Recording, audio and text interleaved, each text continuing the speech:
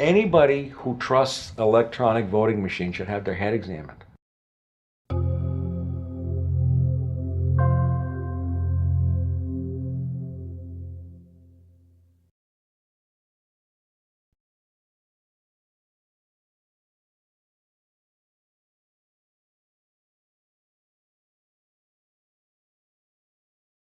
Now we can see a new world coming into view.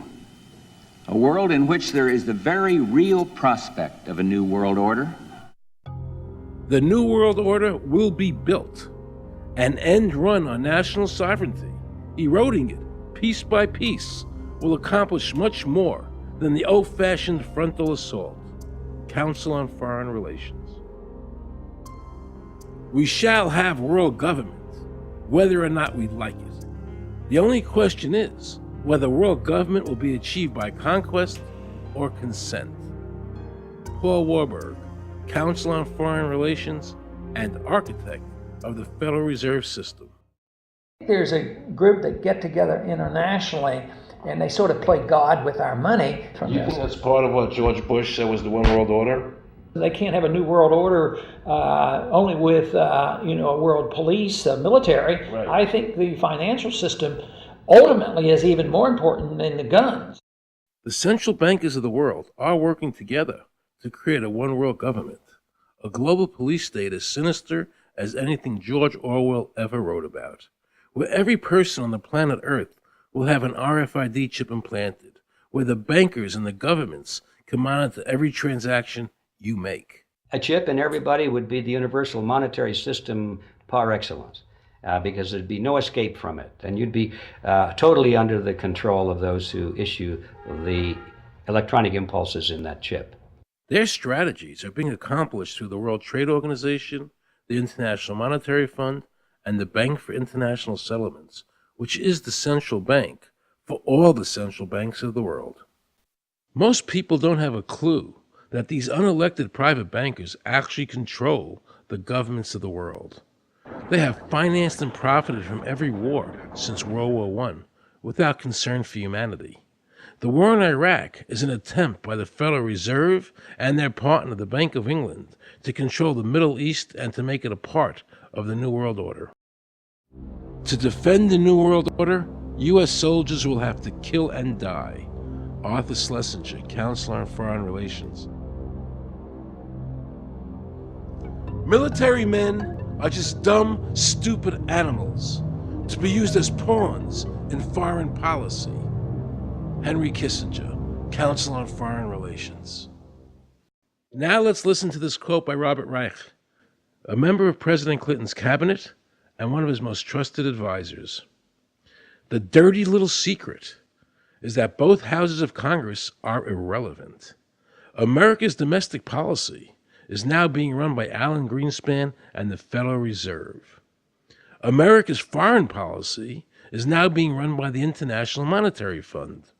When the president decides to go to war, he no longer needs a declaration of war from Congress. Dr. Carol Quigley, professor from Georgetown University, who was also President Clinton's mentor, said in his book, Tragedy and Hope, the powers of financial capitalism had a far-reaching aim, nothing less than to create a world system of financial control in private hands, able to dominate the political system of each country and the economy of the world as a whole. And then President Clinton's Deputy Secretary of State, Strobe Talbot, said, in the next century, nations as we know it will be obsolete.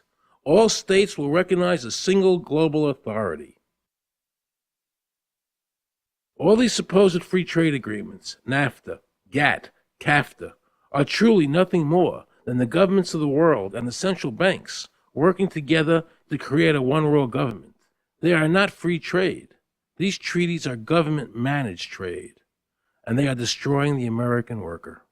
Through these treaties, the bankers are actually beginning to control the laws of the world.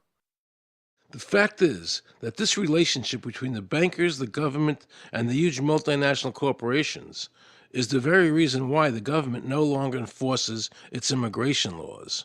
The bankers want a one-world government without borders, and the American government is obeying them. If the government was so worried about terrorism, why are they leaving the borders open? But at the same time, telling American citizens they need an ID card with an RFID chip.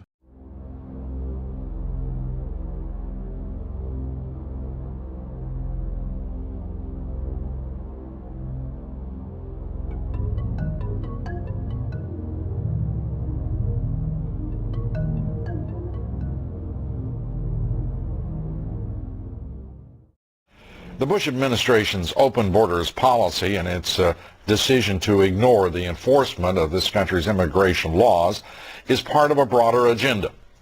President Bush signed a formal agreement that will end the United States as we know it, and he took the step without approval from either the U.S. Congress or the people of the United States. Bill Tucker reports.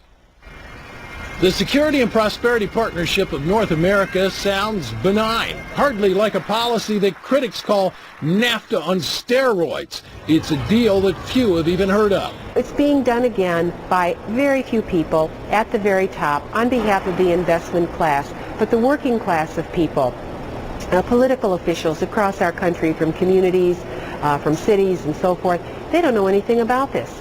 Yet it was agreed to by Mexico's President Fox, Canada's Prime Minister Martin, and President Bush in 2005.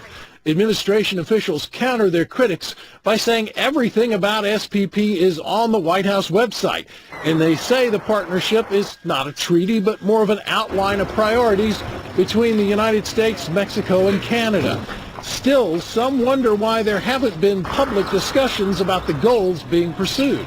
You know, I was asked the other day about whether or not I really thought the American people had the stomach to stand up and stop this nonsense, this direction from a group of elites in absolute contravention of our law, of our Constitution, every national value. And I hope, I pray that I'm right when I said yes. But this is beyond belief. Look what happened in Europe.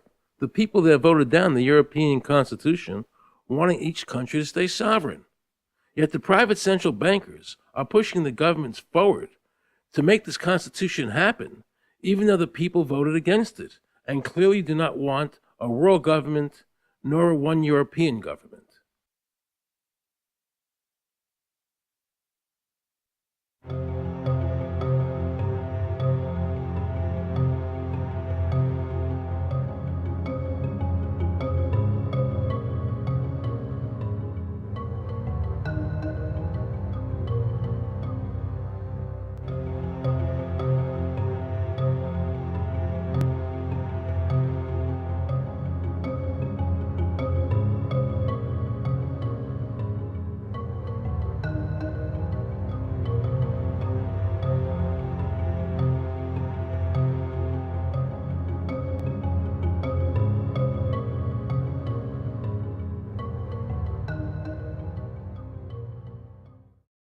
Now pay close attention to this quote by David Rockefeller, and you'll understand what is happening in the world today and where the American people are heading as a nation.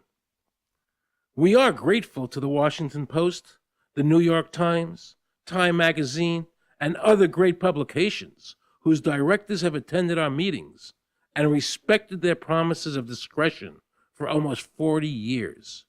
It would have been impossible for us to develop our plan for the world if we had been subjected to the lights of publicity during those years. But now, the world is more sophisticated and prepared to march towards a world government. The supranational sovereignty of an intellectual elite and world bankers is surely preferable to the national autodetermination practiced in past centuries. David Rockefeller, a member of the Council on Foreign Relations, actually believes that we would be better off if he and his bank of friends ran the world.